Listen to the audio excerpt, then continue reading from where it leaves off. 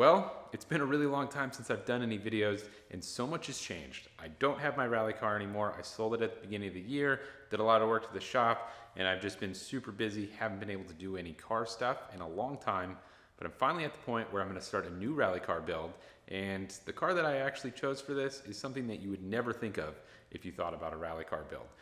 So actually, I'll just show it to you and then we'll go from there.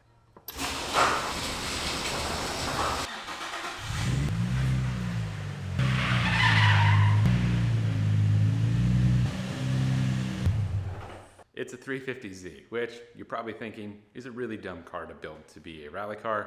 And actually, it's not this chassis that we're building it to be in the actual rally car. It's this one right here, which is the same year as that one, but the biggest plus is the fact that it's not wrecked, it's got a clean title, and it's in a lot better shape than that car. That car is a wrecked car that has a twisted frame, has a whole bunch of issues, but it runs great, has no mechanical problems right now. So we're gonna combine the two and make one stage rally car eventually. We're not gonna be doing that right now, because right now it's going to be focused on getting the black one ready to do some rallycross events, so that way we can get some seat time while I'm building this one. That way I can kind of figure out how to do some rear-wheel drive stuff, because I have pretty much no experience on dirt with rear-wheel drive. So it's gonna be a lot of fun figuring out how to do that, but it's gonna take a lot of time as well to get used to it. Now, as you can see, I have done a fair bit of work to the black car, which you'll see those videos if you stick around. All of the work that I've done to it is just kind of to prep it, to get it ready for rallycross. So I welded the diff, I gave it a lift kit, so gave it about 2 more inches of ground clearance, put a skid plate on it, and then tied up a few things here and there to get it ready for the first event. But if you're familiar with rallycross, you can pretty much take any car as long as it's not super, super low and still be able to rip them around, because typically the courses are pretty smooth and flat, so that way you can take any car you want. But building a rallycross car is not going to be what the build is going to be focused on. We are going to be building a proper stage rally car, full FIA roll cage, rally suspension, all the good bits that you'd have on a proper rally car on the silver chassis eventually.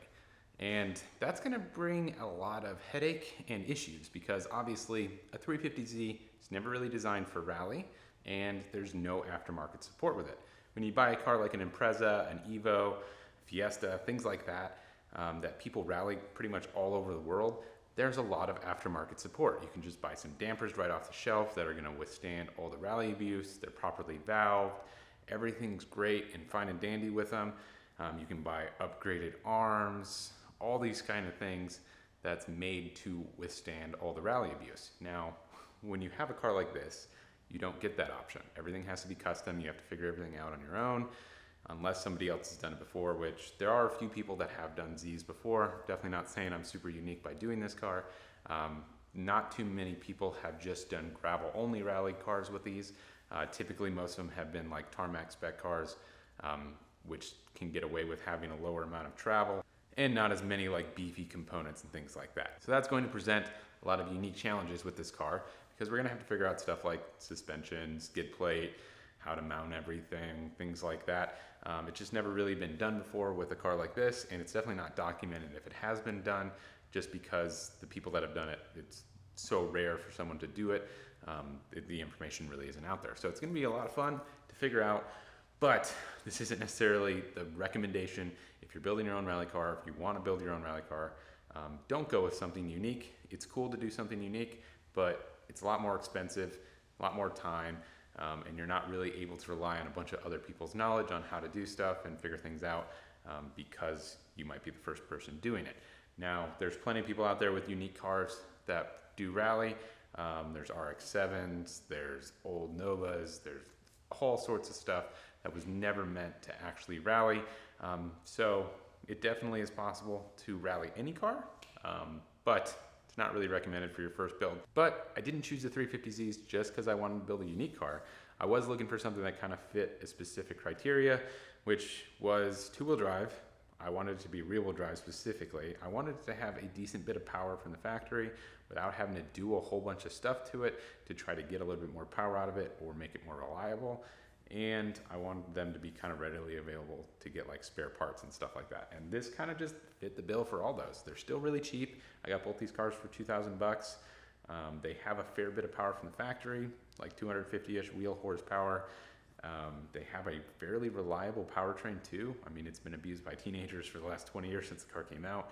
Drifters use these things all over, road racers, things like that. These cars seem like they can take a fair bit of abuse with just some cooling mods and a little bit of like reliability stuff done to them. So I'm really looking forward to having 250 horsepower on gravel. It's going to be quite the handful for me. These cars are heavy, but it's still going to be really, really fast. A heck of a lot faster than my 120 horsepower Impreza that was all-wheel drive, because that car was definitely a momentum car, and I wasn't a momentum driver because didn't really have enough skills with it. This is going to be a whole nother animal, and it's going to take a lot to get used to being able to drive this thing on dirt. Anyway, the timeline and plan for this is going to be get the black car ready for rallycross. Spoiler alert, kind of already did that. You'll see those in the upcoming videos if you stick around.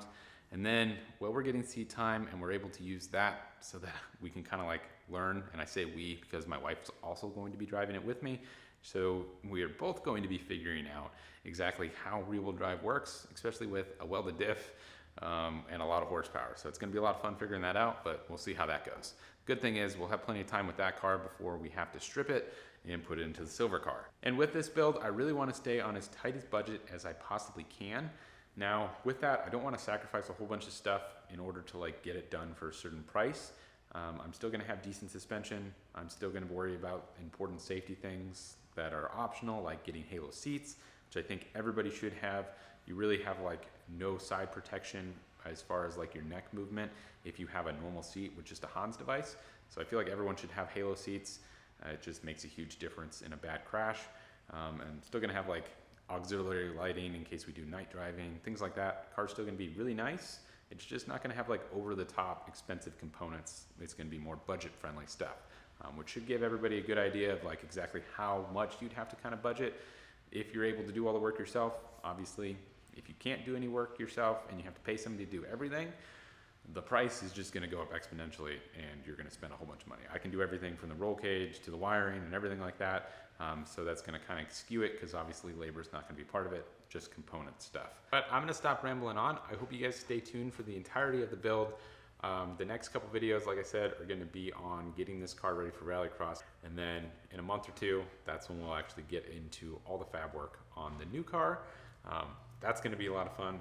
I'm really looking forward to stripping that thing down and actually like starting to put some thought into what I'm going to do for that car. Anyway, I'll stop rambling. I'll end the video out. I'll see you guys with the next one when we're finally working on the black car and getting it ready to go to its first rallycross event in a couple weeks.